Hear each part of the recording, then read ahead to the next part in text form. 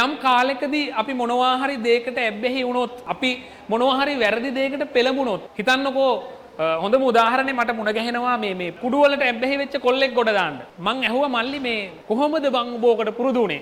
අයියෝ තිලන්න අයියේ ඒක නම් අහන්න එපා. පුදුම කරුණයක් තිලන්න අයියේ වැඩක් නැහැ කියලා. ඊට පස්සේ මං තව තවත් කිට්ටු වුණා. කිට්ටු වුණාට පස්සේ මෙයා වත් එක කන ගමන් වෙලාවක මාත් එක්ක කතා කරා. කතා කරාම මං කිව්වා ඇත්තටම මල්ලි මට දැනගන්න ඕනේ කොහොමද ඔයා මේකට පෙළඹුණේ? මේ ළමයාව එයාගේ ළඟම යාළුවා ප්‍රසාද් මහත්තයා එක්කන් යනවා මරේ මචං ගමනක් තියෙනවා යන්න කියලා. ඒ ළමයාට ඒ වෙනකොට අවුරුදු 17යි හෝ 16යි. දැන් මේ වෙද්දී අවුරුදු 20ක් විතර වෙනවා. අවුරුදු 2-3ක් වැඩේට සෙට් වෙලා. යාළුවා එක්කන් යනවා.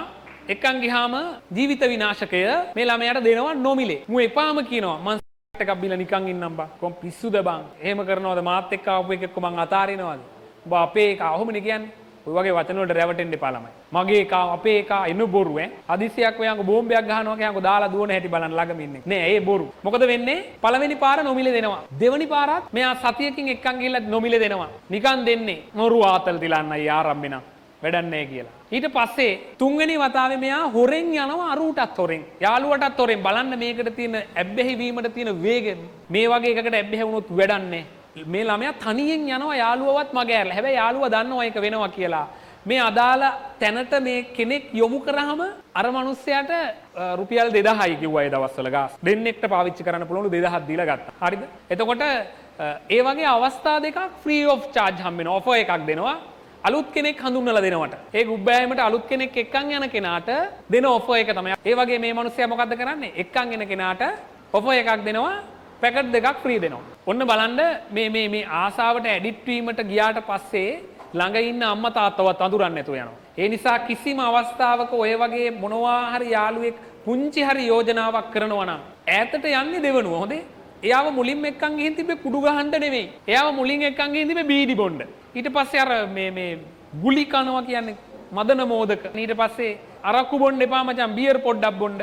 ඔය වගේ ඔය මේ නම් පාවිච්චි කරාට සමාවෙන්න ළමයිට මේවා කියලා දෙන්න ඕනේ. මෙහෙම පුංචි දේවල් වලින් තමයි මෙයාව මෙතෙන්ට ගේන්නේ. යම් කිසි තැනකට ආවට පස්සේ අපි දන්නෙත් නෑ අපිට හොරෙන් අපි විකිනෙනවා. ඒ නිසා පුතේ දැන් පහුගිය දවස්වල මේ රටේ තිබ්බ ආනන්දෝලන තත්ත්වයක්.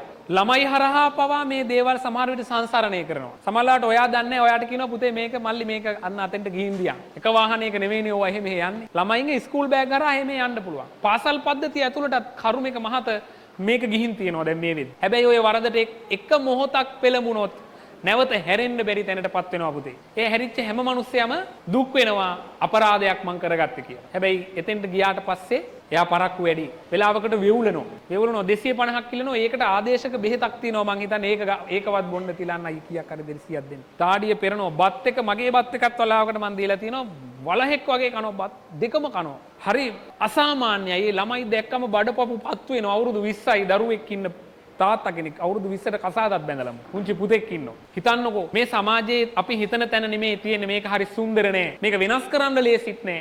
අපේ මේ ළමයින්ගේ මොළගෙඩි ටිකට මේ එක පුංචි වචනයක් හරි ගියා නම් මේ කිව්ව ඔක්කොම යන්නේ නෑ. අපි දෙතුන් දෙනෙක් එක්ක කිව්ව ඔක්කොම යන්නේ නෑ. හැබැයි මේක පොඩි හරි දැනිච්ච තැනක්වත් තිබුණොත් ඒ හරහා එක ළමෙක්ගේ හරි ඔළුව ගොඩ නැගුණොත් අනාගතේ මැරෙන මොහොතේ ඔබටත් අපිටත් මේක මතක් වුණොත් ඒ ඇති